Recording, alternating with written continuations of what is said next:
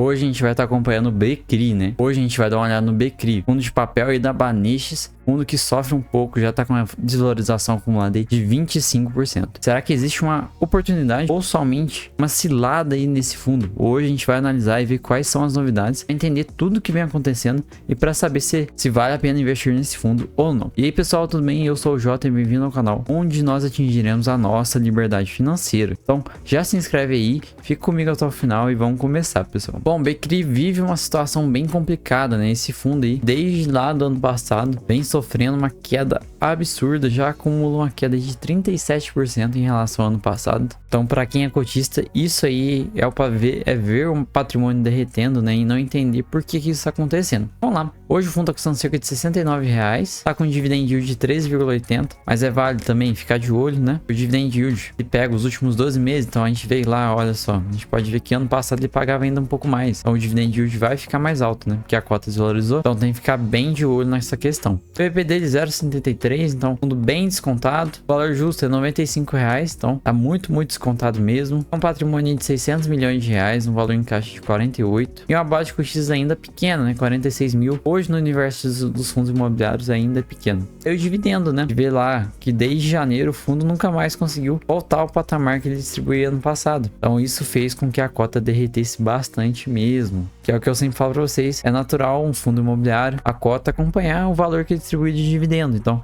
se o dividendo cai, a cota também vai acabar caindo. É isso que acontece normalmente. Dando uma olhada nele aqui na rentabilidade nos últimos 2 anos, a gente vê que até tinha uma rentabilidade relativamente boa, mas aí depois a rentabilidade caiu muito, né?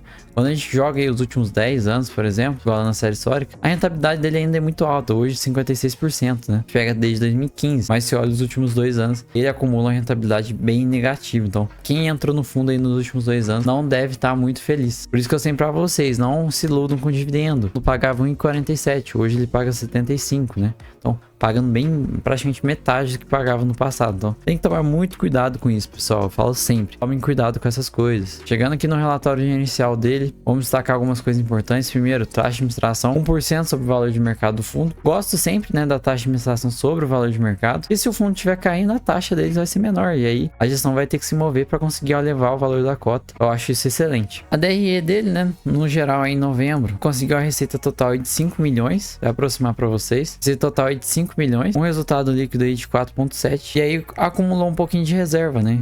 E distribuiu 75 centavos. Hoje tá com 1 centavo aí de reserva acumulada. De ver que o BCRI, eles não gostam muito aí de acumular reservas, eles sempre distribuem o que tem ali, então vai ter essa variação muito grande no dividendo, é meio que natural. Aqui ele fala um pouquinho de como é que funciona a distribuição de dividendos e tudo mais desse fundo. A distribuição aqui é feita pelo regime de competência, então tem como base a inflação acumulada dos últimos 12 meses, então é por isso que o dividendo acaba sofrendo bastante, né? A inflação acumulada agora, então só 4%. Para o fundo conseguir gerar um resultado maior é bem difícil mesmo. Uma inflação de 4% ao mês, nos últimos 2 meses, então. É por isso que o dividendo vem caindo até bastante. Vê, ó, comparando correção monetária e juros, o tanto que caiu do ano passado para cá, somente porque a inflação nos últimos 2 anos aí no Brasil, pelo menos a que foi divulgado pelo governo, vem sendo bem menor, né? Então isso acaba impactando muito o resultado do fundo, principalmente porque esse fundo aqui, ele tem um foco muito maior no IPCA. E aqui eu quero destacar algumas coisas com vocês aí, né, em relação à carteira, né? Esse fundo também sofre um pouco de desvalorização e tudo mais, porque ele tem operações de risco aqui, operações que estão em prazo de carência ou